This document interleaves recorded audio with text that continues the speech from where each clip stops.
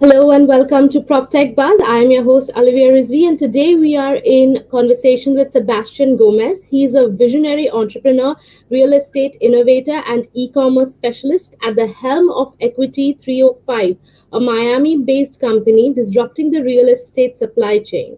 He has co-led flipping of over 200 distressed single-family homes across 8 cities in 4 states, achieving an ARR of more than $70 million. In 2025, Sebastian is set to launch PropSource, a revolutionary end-to-end solution for residential real estate investors, consolidating lead sourcing, funding, project management, and sales.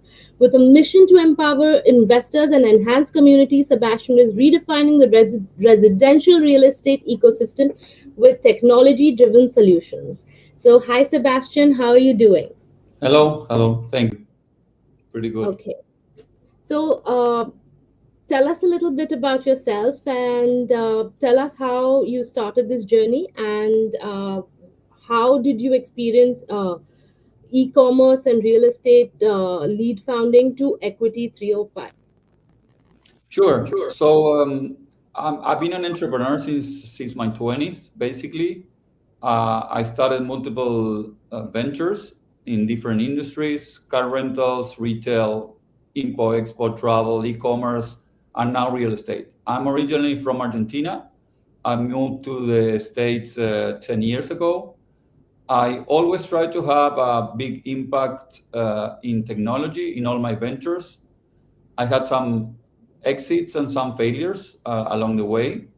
And I found out about real estate investment, mostly fix and flip, close to where I live. But I only did it as a side hustle. I was basically focused on a retail business when I found what fix and flip was about.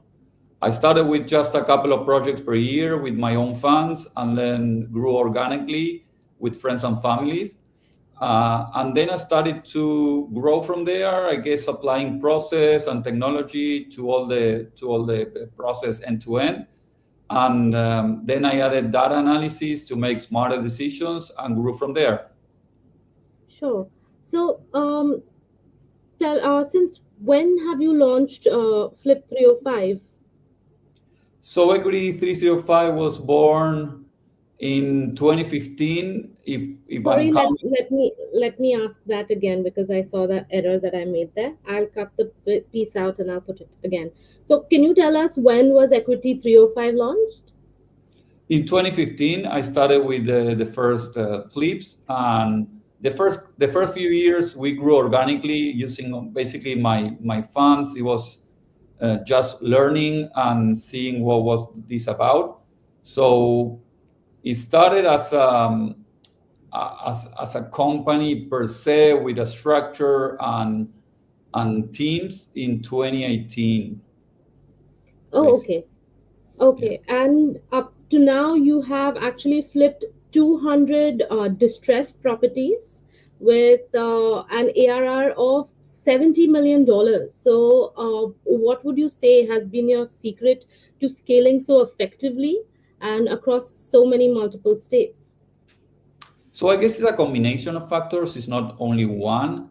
We can scale. We cannot scale into different metro areas without multiple things aligned towards the same goal. So, for example, in the first place, we develop more than 20 different sources of distress leads that are coming into our funnel on a daily basis. So we have developed a proprietary system to analyze those deals and find the best strategy for each one of them. This allows us to process hundreds of deals per week and make the best purchase decision possible. So that is one key feature that we developed. The other one is that we are backed up by capital and not by loans.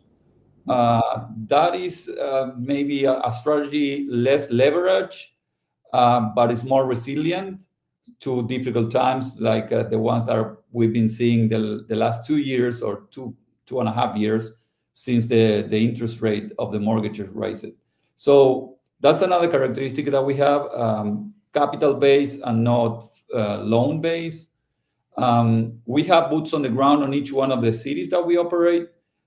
We build a system that help the people that we have on the ground to choose the best GC possible, the right contractor, and follow up all the work from beginning to end with them and with a software that guide them in all the process. All these things combined, plus photos, red flag alerts, sales performance, everything is in a consolidated play. So I guess it's not one thing, it's a way of putting everything together in a platform that guides you through the process. Sure. So, this particular question is for PropSource. So, you have been in the industry for a while now. So, 2015's been a while. So, how have you seen the real estate market evolve from your time in the industry, and what gaps and challenges has actually inspired you to start PropSource now? So it changed a lot. The market changed a lot in the last 10 years. So the way we work is we operate in two different markets. On one side, the secondary market that is component of distressed deals, off market basically, and the other market is the retail market where we list the finished products on the MLS. So there has been in the last 10 years sometimes where the secondary market was easy and booming and you were able to get good leaks over there, and other times where the secondary market was strained and very difficult to operate in.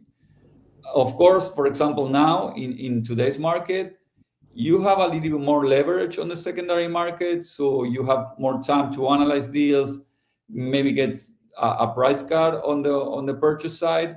But then on the sales side, on the MLS, we've been having 2 or maybe 3 years of a tough sales market, where days on the market are longer and price cuts are bigger. So we always try to balance both markets. Only just in a couple of years, we've seen both markets pretty balanced and aligned. But most of the time, you have one market that is easier and booming, and the other one that is tougher. Okay, so you then have described PropSource as a end-to-end consolidated solution for residential real estate investors, right? So, and it has that co-pilot approach. So, could you break that down for us? And what are the core features and functionalities around that? Sure, no problem. So we want to offer everything that we learn and everything that we develop to other residential investors in other cities. So we discovered through the years that small and medium-sized investors have a lot of pain points in all the process, in all the investment process. So maybe they cannot find the right deals, or maybe they cannot find the right number of deals. Maybe they have difficulties analyzing the deals and identifying the correct strategy. Maybe they cannot fund enough, so that they lack of affordable funding, or maybe they cannot find a way of selecting the right GC to conduct their deal, their project. So we want to transfer all the experience and all the software to them in all these areas, so we can enable them to realize their own investments in their own cities, but combining our experience and technology with the local experience that they have. That's actually quite interesting. So basically, you saw the gap in the market and you saw the challenges for your target market, and you decided, and those were real estate investors, the middle real estate investors. Okay. That's So correct. at the same time, you said that PropSource also provides tools like lead sourcing, funding, project management, and sales techniques. So, how does it integrate market data and help in decision making processes? That's a good question. So once we started growing back in 2018, where we started to expand into different cities, we realized that the data analysis was becoming a major issue. We needed to make sure that every investment was done in a good metro area and in a good decision environment. So we start measuring things like affordability, unemployment, population growth, cap rate, all this in a quarterly basis. So if we needed to move funds or reallocate funds from one city to another, we were able to do that. So that analysis played a big role in that. And also on a more micro level, meaning zip code, we also track days on the market and monthly supply of inventory. So that gives another layer of analysis when we are processing a deal. And that in a zip code level might change the decision of where to purchase or not a certain lead that we have. Okay, so what then makes PropSource unique as compared to other players in the market? How does it stand out? All right. So yeah, the main difference is that we are going to offer a co-pilot service with no entry fee. That means that we are going to be aligned to the user or the affiliate that we call it and walk with them all the way through the process to make sure that each project is profitable. This will not be an app that you can download from an app store, for example. We are going to partner with each one of the users. That's why we're thinking of having one user per city and not dozens or hundreds of users per city. So this is a completely different market approach from the other solutions out there. Also, a major difference is that we process our leads. Our leads are what we call curated. We never process a lead that we will never buy for ourselves. So basically, what we're doing is replicated all the decision funnel, but into a new city, and we are gonna walk with that user through the end of the life of the project. Okay, that's interesting. So, um, the the standout factor is, as you mentioned, your co-pilot, which you said you'll partner with the people that you're working with. So, could you define that a little bit for us, then, please? So exactly, our approach is Copilot. So it's an end-to-end solution, but we will walk with them. And our ideal customer persona, our ICP, will be small to medium-sized residential investors who wants to grow and be profitable beyond what they're doing right now. Another group of ICPs will be small to medium-sized realtors that are looking to expand their current businesses, applying everything that they know about their local markets, but in a bigger scale and to investments instead of just brokerage service. And the last group of ICPs will be small to medium-sized contractors that also want to expand their business beyond their normal customer-based projects. So those are the three groups of ICPs that we identify, and we are detecting their pain points to get to the best solution possible. Okay, so actually, when I started it, I did think that okay, this is only probably for real estate investors. So, but now that you're mentioning it, who PropSource is ideal for, then it's not actually just for real estate investors. It's also for other seasoned professionals from the industry itself. Or Yeah, what would you say? that's correct. Both. Yes. Brokers, realtors, contractors, of course, medium-sized or small-sized investors that are trying to scale their businesses. Okay, so what your platform aims to help others replicate your success in flipping and rentals. So, Yes. can you share an example of how PropSource would guide a user through a typical investment process? Yes, for sure. So first, what we do is we look for deals in each metro area that we are currently in. We are currently working. The same way we will be doing for other people in other users in other cities. We currently analyze hundreds of properties or deals per week in for our cities. We would like to expand this search to another city once we sign up with a new user. Then once we generate that lead, we run it through our analysis tool that we just developed a few years ago and detect what is the best strategy. So we have to select then the right GC for that. So it's a process of identifying the right deal, analyzing the deal to detect the best strategy possible, select the right GC. All that knowledge and technology that we develop will be transferred to the user. So in that case, we will not only enable them and teach them how to do it, but we will walk with them every step of the way. We will have support and, of course, tutorials so they can do it with our Copilot assistant, but they are going to be the boots on the ground in this case. Sure. So then, give us an example, right? Because examples always help you understand. So,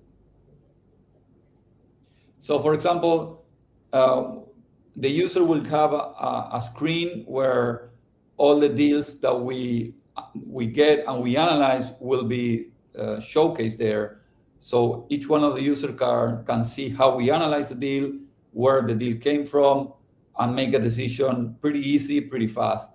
Once they make a decision, they can request if they want funding from us or if they have their own funds. And then once they request the funding or not, we will help them select the GC for that specific project. That's an example of the first part of the process. So, y'all have invested $2 million in developing PropSource, okay? And how do you feel that the market reception is going to be for PropSource, and how do you see it transforming the real estate industry? Yes, so we Where are the already. investment ecosystem is concerned, though. Sorry. Yes, I understand. Good question. So we are already receiving the feedback from the first design partners that we're working with, who they're starting to help us refine and reshape the product. Our vision is to help, again, to help small and medium-sized investors, realtors or contractors, to unlock their limitation growth. So to see which are the pain points, why they're not doing more projects or more deals, and in a profitable way. So the way we are transform the real estate investment ecosystem is basically that is through our vision is to help small and medium-sized investors to unlock their limitation to grow. Apologies for that. So yeah, okay. So so you're planning to launch PropSource next year. What's the timeline and what milestones are you looking to lead before the release? So our MVP should be ready by the end of the first quarter next year, with the design partners that are already helping the fine-tune the solution. But the final product will be expected to be ready in Q3 of next year, Q3 of 2025. So we have different milestones for all the development. Of course, we will be launching in stages, and these design partners are helping us understand where they want the UX and the UI. We understand the whole process, but we want to make sure that the same way we navigate the process is the same pain points that we are solving to other investors. So we started working with the design partners already. Again, MVP will be ready in about 3 or 4 months, first quarter next year, and the final product will be released in the third quarter of next year, hopefully. Okay, so as you mentioned, you all are actively looking for design partners for feedback from early users, right? So, how's this collaborative approach important to the development of PropSource?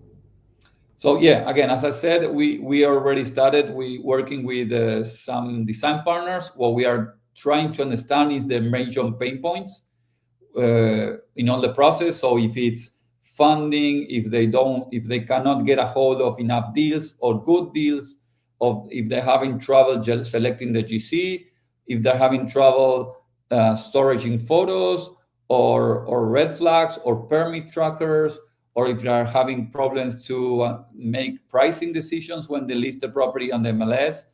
We are working with these design partners, but of course we need more. We want more feedback as much as possible, so we have a broad array of users help us fine-tune this. So basically what we are doing is trying to refine the UX and UI of the application of the solution with these design partners. So we are actively looking for more design partners to have a broader feedback. Sure, actually, that's a very nice way of going forward. So you have, even if there are issues coming up, you kind of tackle them before, and you Correct. get like good feedback. Yeah, that's actually very smart. So, how where do you see PropSource in the next 3 to 5 years? So our goal is to develop 50 users. We call it affiliates, but it's 50 users in the first 2 years. So that means that these are not hundreds, not even thousands, just 50. And the number is basically because we want to understand deeply their pain points and work with them. So this is not a solution that, again, that you can download from an app store. We will be very involved in the process. These 50 users will mean around 1,000 projects per year among the 50 users. And we want to show them that they can do more projects that they're doing now. So that's why we, with a good software, with a good process, and with a co-pilot experience, we will like to engage them to a next level of growth. That's actually wouldn't you find that's pretty conservative? So y'all are taking it very carefully. Okay, that's a very nice plan. I like that. Okay, so if you could sum up PropSource for us in just a few just a line for our listeners, how would you say that? Yeah, in one sentence, what we'll see is we want to be your ideal residential copilot to invest smarter and scale faster. That will be one phrase. Ideal residential copilot to invest smarter and scale faster. Okay, and how would you say listeners can learn more about PropSource, and if they want to get involved as design partners, how can they reach out to you? So we will be posting updates about our launch and about our MVP in our LinkedIn page and in our Instagram account. Just search PropSource in LinkedIn and Instagram. Our website will be launched in a couple of months. It's not the priority right now. But if you want to get involved and give us feedback, our email address is gtm as go to market, gtm at propsource.com. Okay, I'll actually get that added right below the video so that everybody can just quickly get there. Uh, so, just my last question would be, if you had any advice to give real estate investors or entrepreneurs who are looking to build innovative solutions in this space, what would that be? So, as a serial entrepreneur, I would say that regardless the industry you're in, I can highlight two of the most important lessons along my way. One is to choose your partners wisely, because it's a long trip, a long way, and you will have good times and bad times. So you choose your partners wisely. And the second will be, in my experience again, is raise capital as late as possible, as late as possible. So don't put raising capital as a goal, just simply as a tool or an enabler to get to another step. But raising capital as late as possible will teach you how to find ways more efficiently. I like that advice. It's very conservative. Yeah. A lot of a lot of new companies that come in today are in that entire Shark Tank ideology where it's just like, okay, let's go raise funds, let's start giving up too much equity too soon. So, yes, that's actually good advice. It's Yeah. it's important to understand that sometimes equity raising is good, but sometimes like getting into raising funds too soon may help you lose a little bit of control over the decision making capacity of your company. So Yeah, yes. and it might lead you to choose the wrong partners because you're raising capital in the wrong stage, maybe. So both things are connected. Choosing the right partners to start your project, because again, it will be a long way, and raise capital as late as possible. Learn how to do things without capital, and then use the capital to get to another step of milestone, but not to test things. Definitely, that's actually very sound advice. And thank you so much for coming in today, Sebastian, and giving us your insights and talking to us about Equity 305 and PropSource. Your experience is invaluable, and hope to look at 305 sorry equity 305 in the future and PropSource 3 to 5 years down the line, and see that it has grown immensely, and I'm going to keep a track of where you're going. And thank you so much for joining us today. Thank you. Thank you. Likewise. Have a great Thank week. you. Thank you. Thank you.